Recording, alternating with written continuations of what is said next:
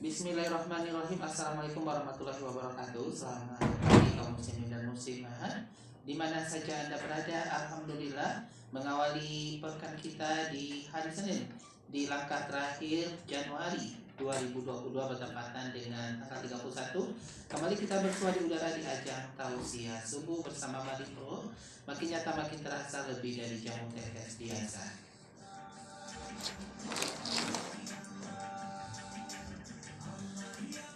Insya Allah hingga formasi 8 waktu Indonesia Barat kita akan mendengarkan tausiah dari Ustadz Uge, dan alhamdulillah beliau telah hadir di studio kita. Langsung kita sapa. Assalamualaikum Ustadz. Waalaikumsalam warahmatullahi wabarakatuh. Sehat Ustadz? Alhamdulillah sehat. Alhamdulillah. Silakan disapa sahabat kita. Ya, assalamualaikum semuanya, sahabatku dimanapun Anda berada. Semoga pada pagi ini kembali Allah berikan nikmat kesehatan kepada kita semua. Amin ya rabbal alamin. Apa tema kita hari ini Ustaz? Berkah ibadah subuh. Ya sahabat saya Mari Pro, ini dia kajian dari Ustadz Uge mengenai berkah ibadah subuh. Silakan Ustaz. Bismillah. Assalamualaikum warahmatullahi wabarakatuh. Alhamdulillah, alhamdulillahi rabbil alamin. Wassalatu wassalamu ala asrafil anbiya'i wal mursalin wa ala alihi wa ashabihi ajma'in. Ashhadu an la ilaha illallah wa ashhadu anna Muhammadan abduhu wa rasuluh sallallahu alaihi wasallam la nabiyya ba'dah. Allahumma fasalli wa sallim wa barik ala Muhammad wa ala alihi wa ashabihi ajma'in. Amma ba'du fa ya ibadallah, usikum wa iyaya bittaqwallah faqad fazal muttaqun. Ittaqullah haqqa tuqatih wa la tamutunna illa wa antum muslimun. Kaum muslimin, sahabatku dimanapun Anda berada, alhamdulillahi rabbil alamin. Kembali kita memuji Allah subhanahu wa ta'ala, Allah yang patut dan pantas untuk kita sembah dalam kehidupan, tempat kita minta tolong daripada segala apa yang kita butuhkan, serta tempat bernaung daripada segala apa yang membahayakan kita. Maka oleh sebab itu pantas dan wajib bagi kita selaku hamba Allah subhanahu wa ta'ala, yang kita yakin bahwasanya tiada Tuhan selain Allah subhanahu wa ta'ala, yang memberikan kita rahmat, nikmat, rezeki, taufik dan hidayahnya kepada kita semua. Selagi nafas kita berhembus, Allah tidak pernah menghentikan nikmatnya kepada kita semua. Sehingga nikmat itu selalu kita pakai dalam kehidupan, baik mungkin itu dibutuhkan oleh jasmaniah ataupun dibutuhkan oleh rohaniah kita, yang semuanya itu tidak terlepas daripada kehidupan kita. Maka tugas kita adalah bagaimana mempergunakan nikmat itu sesuai dengan kehendak Allah subhanahu wa ta'ala. Bagaimana kita pandai mempergunakan nikmat itu untuk Allah dan untuk menolong agama Allah. Maka ketika kita pandai mensyukuri nikmat Allah, Allah janjikan dalam ayatnya la azidannakum, Allah akan tambah nikmat itu kepada kita. Tapi sebaliknya, jika kita tidak pandai mensyukurinya, kita anggap nikmat itu tidak datang dari Allah subhanahu wa ta'ala, maka tunggulah, kata Allah, azabku sangat pedih. itu Allah cantumkan dalam surah Ibrahim ayat yang ke-7.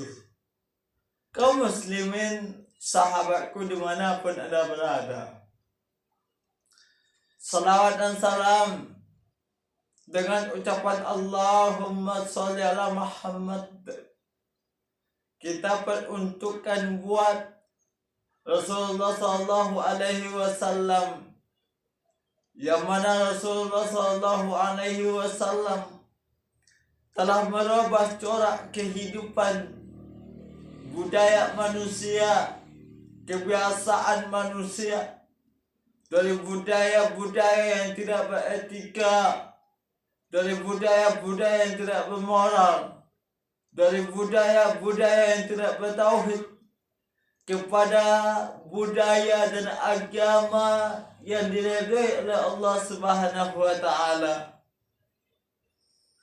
Begitu besar perjuangan Rasulullah sallallahu alaihi wasallam dalam membawa umat manusia dari alam kegelapan hingga alam kepada yang bercahaya, dari alam yang tidak diridhai oleh Allah Subhanahu wa taala kepada alam yang serba beragama, beretika, berilmu pengetahuan. Sehingga kita selaku umat Nabi Muhammad sallallahu alaihi wasallam yang yakin bahwasanya agama Islam adalah agama satu-satunya yang mendapat ridha dari Allah Subhanahu wa taala, yang Allah gambarkan dalam ayatnya, inna dina indallahil Islam. Sesungguhnya agama yang aku ridhai, kata Allah, agama yang benar di sisiku itu, kata Allah, hanyalah agama Islam. Gak ada agama lain selain agama Islam yang mendapat ridha dari Allah Subhanahu wa taala. Allah katakan dengan tegas dan jelas bahwasanya sesungguhnya, kata Allah, agama yang aku ridhoi hanyalah agama Islam. Kaum muslimin, sahabatku dimanapun Anda berada, tentunya kita sangat bersyukur atas segala nikmat Allah Subhanahu wa taala, apalagi nikmat Islam dan nikmat iman. Kita termasuk hamba Allah yang mendapatkan hidayah dari Allah Subhanahu wa taala. Mungkin kita terlahir ke atas dunia daripada seorang ibu yang Islam, mempunyai ayah yang telah beragama Islam, dan kita pun diajarkan dalam kehidupan kita dalam ruang lingkup agama Islam. Amat sangat luar biasa. Makanya oleh sebab itu, segala apapun yang dianjurkan dalam agama Islam, yang diperintahkan dalam agama Islam, mari kita sama-sama tegakkan, sama lakukan, sama laksanakan apa-apa kewajiban-kewajiban yang diperintahkan dalam agama Islam. Segala yang tidak diperbolehkan, larangan agama yang tidak diperbolehkan dalam Islam, mari kita tinggalkan. Kenapa? Pada hakikatnya semua perintah itu membawakan suatu keberkahan dalam kehidupan kita. Apapun bentuk ibadah amaliyah perintah Allah Subhanahu wa taala, apapun bentuk anjuran Rasulullah sallallahu alaihi wasallam, adalah bentuk keberkahan untuk kita. Gak ada perintah Allah satupun, gak ada anjuran Rasulullah sallallahu alaihi wasallam satupun yang membawa kepada kerugian di dalam kehidupan kita. Pun sebaliknya, gak ada satupun larangan Allah yang membawa suatu kebaikan dalam kehidupan kita. Gak ada satu larangan Rasulullah sallallahu alaihi wasallam pun yang membawa keberkahan dalam kehidupan kita. Nggak ada. Semua larangan Allah dan larangan Rasulullah pada hakikatnya membawa suatu kerugian dalam kehidupan kita. Apapun bentuknya, apapun modelnya, apapun ciri khasnya, asalkan itu berbentuk larangan, semuanya membawa suatu kerugian dalam kehidupan kita.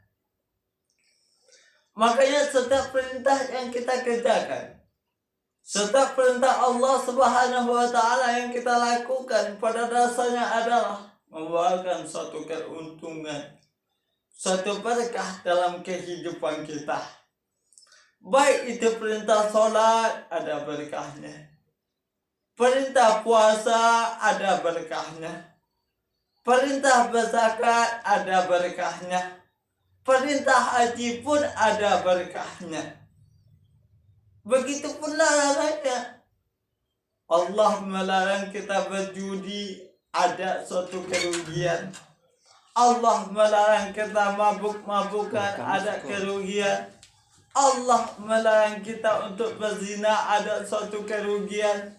Apapun larangan Allah dalam kehidupan kita membawa suatu kerugian dalam kehidupan kita. Makanya sebagai umat Islam, orang yang beriman kepada Allah Subhanahu wa Ta'ala, semua perintah Allah lakukan dengan sepenuh hati.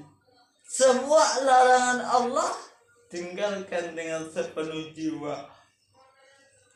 Kaum muslimin sahabatku dimanapun Anda berada, apalagi yang namanya suasana di mana mata baru terbangun, mungkin fisik kita mulai bekerja, yang dinamakan dengan waktu subuh awal daripada mungkin aktivitas kita kerjakan dalam kehidupan kita. Waktu subuh ada waktu yang sangat luar biasa, yang penuh berkah yang diberikan oleh Allah kepada kehidupan kita. Berkahnya luar biasa, udaranya segar, begitupun suasananya sangat-sangat sejuk untuk melakukan dan memulai suatu aktivitas.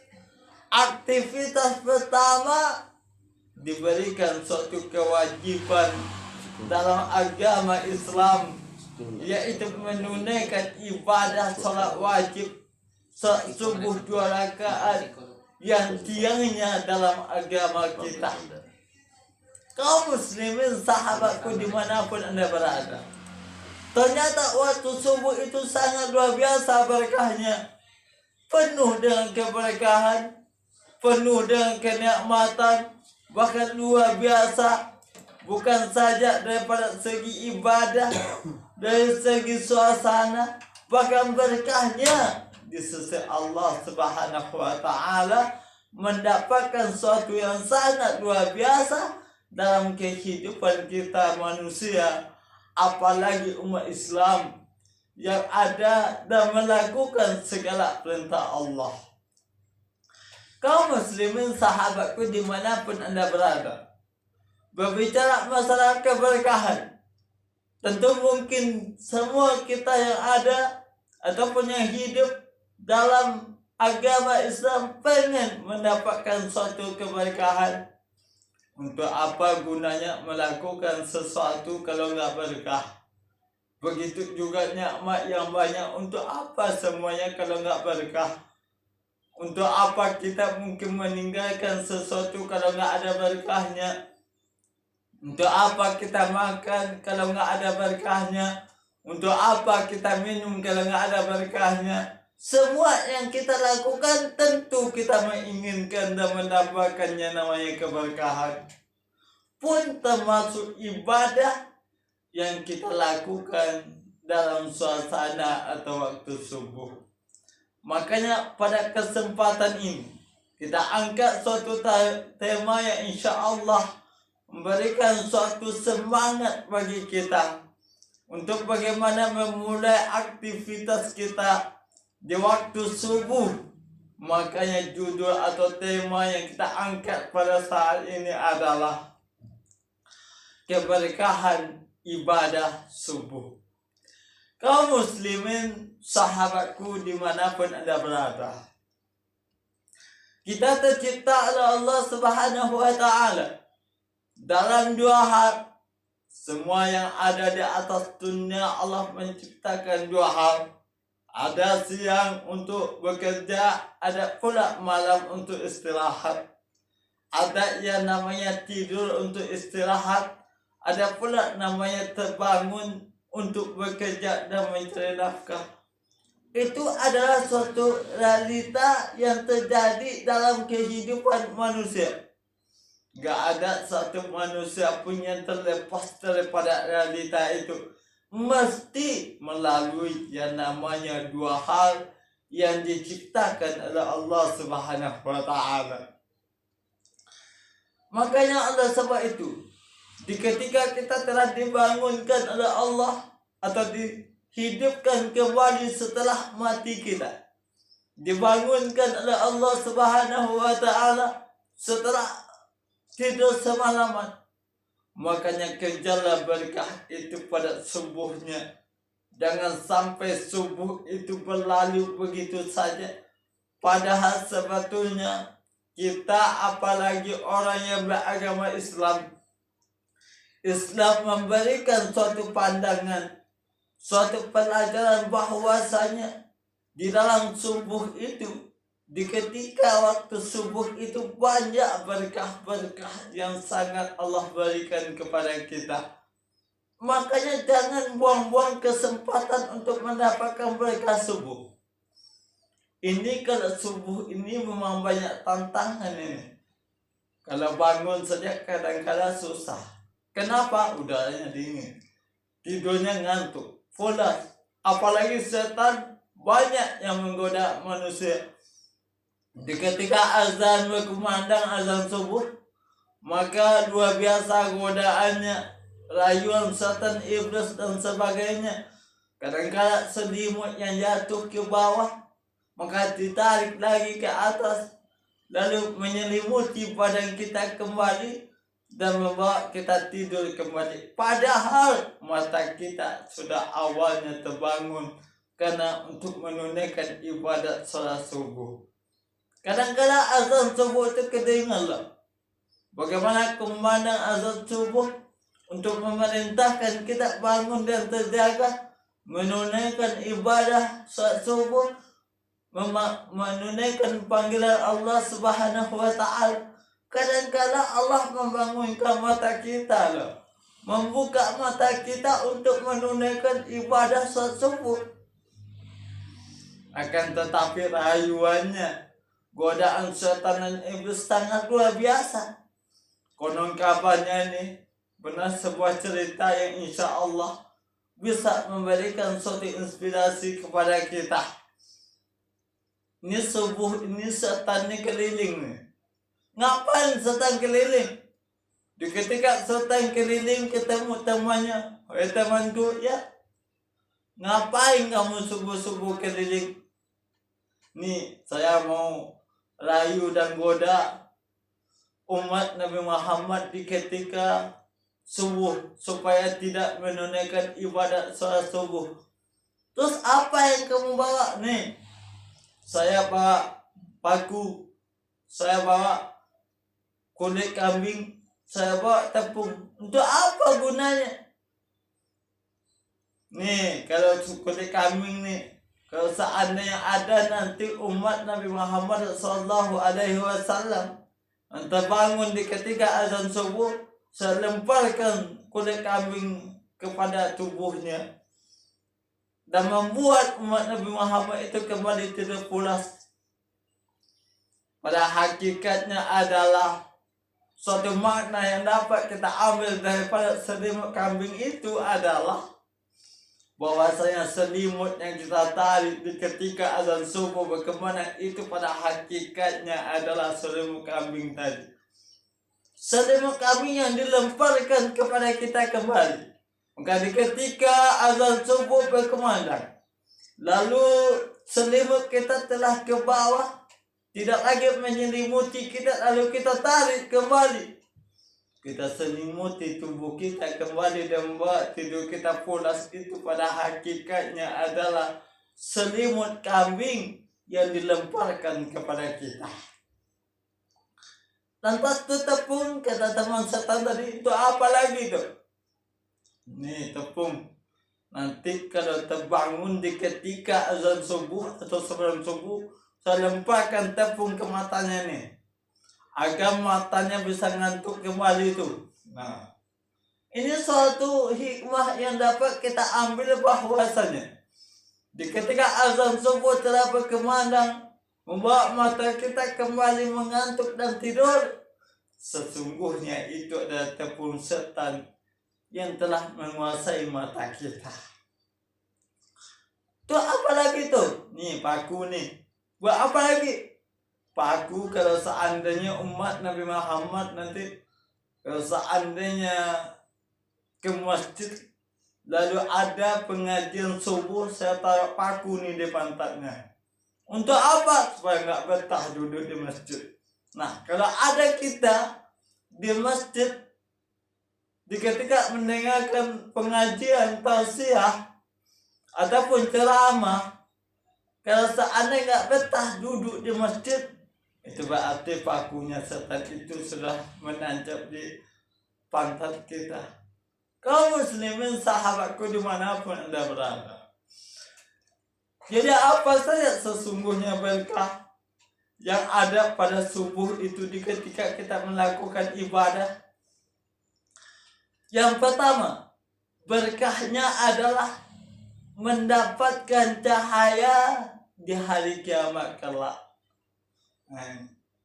Kaum muslimin sahabatku dimanapun Anda berada, ternyata berkah ibadah subuh yang kita lakukan ternyata mendapatkan cahaya kelak nanti di hari kiamat.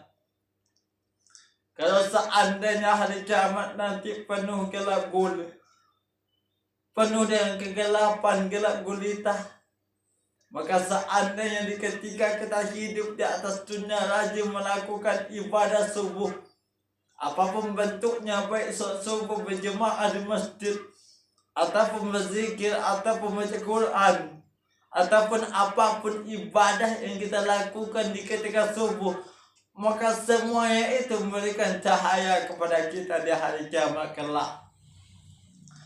Kaum muslimin sahabatku dimanapun Anda berada, Rasulullah SAW mengatakan, berilah kabar gembira bagi orang yang berjalan ke masjid dalam keadaan gelap, bahwa kelak ia akan mendapatkan cahaya yang sempurna pada hari kiamat.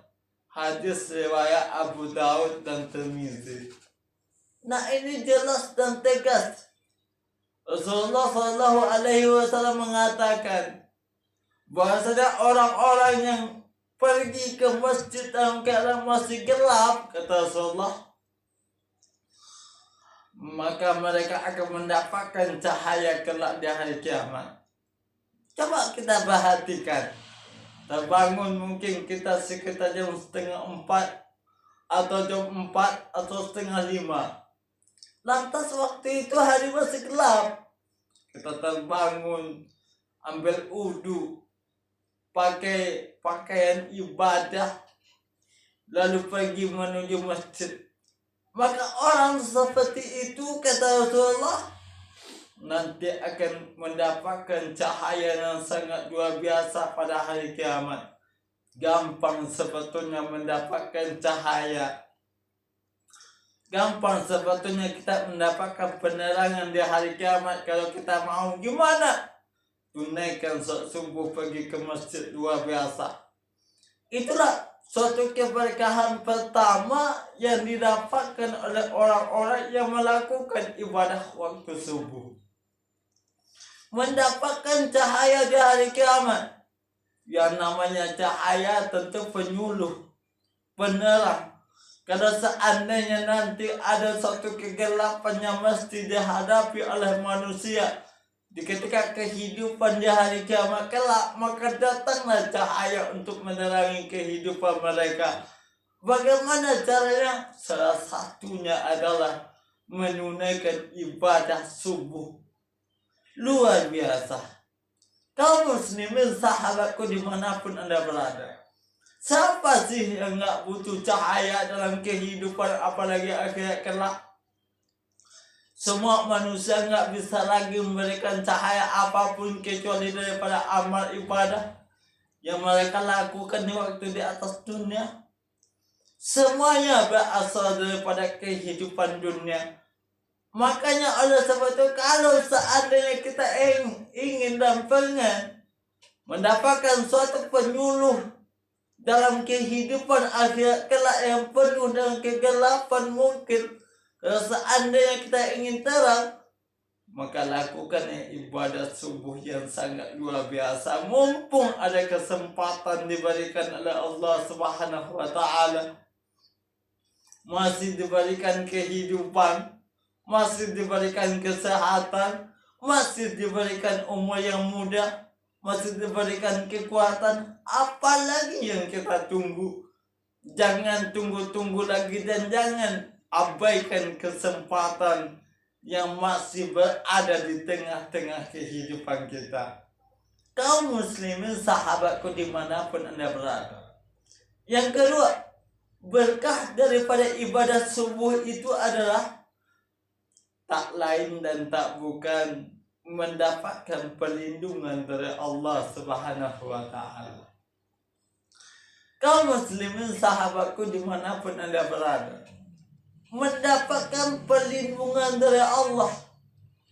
Baik itu dalam kehidupan dunia, Allah melindungi.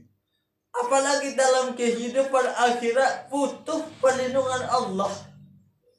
Dalam kehidupan dunia saja nih kita butuh perlindungan Allah. Apalagi pada saat ini mara bahaya, musibah, bencana begitu banyak dan begitu dalam waktu yang lama. Apalagi kita dengar pada saat ini suatu penyakit yang begitu merebak, yang meluas, bahkan skopnya dunia dan menular. Tentulah kita butuh perlindungan Allah. Salah satu caranya adalah tunaikan ibadah subuh. Insya Allah dengan menunaikan ibadah subuh, apapun bentuk ibadah yang kita lakukan di waktu subuh akan mendapatkan perlindungan dari Allah Subhanahu wa Ta'ala daripada segala musibah yang mungkin dapat melanda kehidupan kita. Kaum muslimin sahabatku dimanapun Anda berada, begitu luar biasa ibadah sholat subuh. Sebuah riwayat mengatakan bahwasanya siapapun yang melakukan ibadah subuh, maka orang itu dah menunaikan ibadah subuh. Kaum muslimin sahabatku dimanapun Anda berada, orang yang menunaikan ibadah sholat subuh itu, Rasulullah SAW mengatakan, kalaulah seandainya umatku tahu bagaimana pahala sholat subuh berjemaah di masjid, kata Rasulullah, maka umatku akan mendatanginya sekalipun dalam keadaan melangkah. Luar biasa. Kalaulah seandainya umatku tahu, kata Rasulullah, bagaimana berkat dan pahala yang didapatkan oleh seseorang yang menunaikan ibadah subuh ke masjid berjemaah, maka umatku akan datang menunaikan ibadah subuh berjemaah di masjid sekalipun dalam keadaan melangkah. Luar biasa. Kaum muslimin sahabatku dimanapun Anda berada, jadi mendapatkan perlindungan Allah dalam menunaikan ibadah subuh. Rasulullah SAW mengatakan, siapa yang sholat subuh berjemaah, ia akan berada dalam jaminan Allah Subhanahu wa Ta'ala. Hadis riwayat Muslim. Jadi orang-orang yang menunaikan ibadah subuh ataupun sholat subuh berjemaah ke masjid, Allah akan berikan jaminan. Baik itu jaminan rezeki, jaminan kemudahan dalam kehidupan, jaminan apapun dalam kehidupan mereka, Allah jamin. Kalau seandainya mereka sholat subuh berjemaah di masjid, luar biasa. kaum muslimin, sahabatku dimanapun Anda berada, memang mungkin butuh suatu tantangan, banyak tantangan dan rintangan dalam melakukan ibadah salat subuh ke masjid, tapi berkahnya, pahalanya, pertolongan dari Allah Subhanahu wa Ta'ala akan kita dapat dalam kehidupan. Nggak ada manusia yang tidak butuh perlindungan Allah. Semuanya butuh perlindungan Allah. Maka ketika kita masih hidup, apalagi masjid dekat dengan kita, wah luar biasa kesempatan. Mari kita sama-sama kembali bagaimana mendirikan ibadah sholat subuh berjemaah di masjid, mumpung kesempatan masih ada.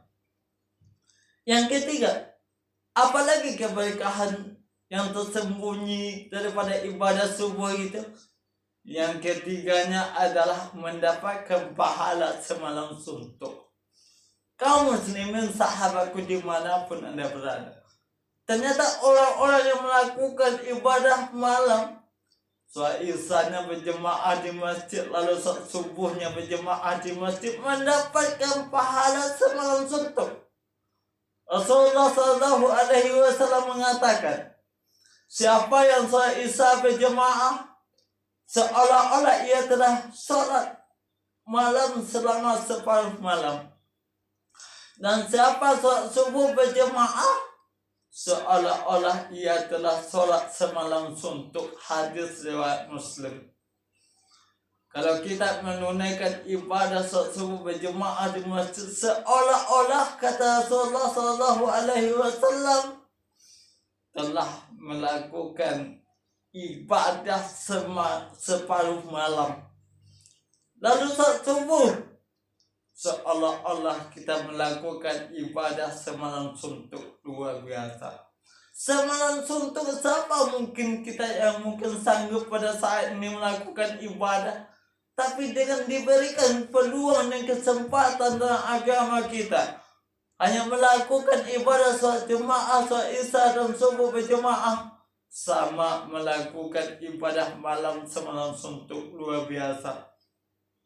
Selanjutnya, berkah daripada melakukan ibadah sholat subuh itu adalah yang sangat luar biasanya. Tentu semua kita mengidamkan ini, yaitu yang mendapatkan surganya Allah Subhanahu wa Ta'ala.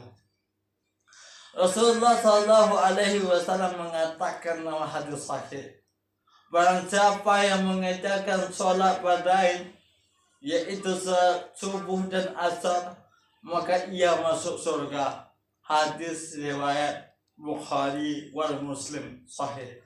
Siapa yang melakukan sholat jemaah asar dan isya serta subuh, maka ia akan masuk surga, kata Rasulullah. Kaum muslimin, sahabatku dimanapun Anda berada, mudah-mudahan tausiah yang kita sampaikan pada saat ini, yaitu tentang bagaimana berkahnya sholat subuh atau ibadah subuh yang kita lakukan. Insya Allah kita semangat dan berlomba-lomba lagi dalam menunaikan ibadah subuh yang mumpung sampai saat ini mungkin kita masih dalam keadaan sehat. Kalau seandainya nanti kita sakit, tentu nggak sanggup lagi untuk sholat berjemaah. Kalau seandainya nanti ada sesuatu hal yang menghalangi, tentu nggak bisa lagi menunaikan sholat subuh dengan berjemaah. Mumpung lagi sehat, masih hidup, dan masih ada kesempatan serta kekuatan, mari gunakan semua itu untuk menunaikan segala perintah Allah, terutama ibadah subuh. Fa'tabiru ya ulil absar la'allakum turhamun. Alhamdulillahirrahmanirrahim. Terima kasih kepada Ustaz Uki yang telah menyampaikan kajian mengenai hikmah melaksanakan ibadah subuh. Silakan buat sahabat Sehat Maripro yang ingin bergabung bertanya seputar pengajian Ustaz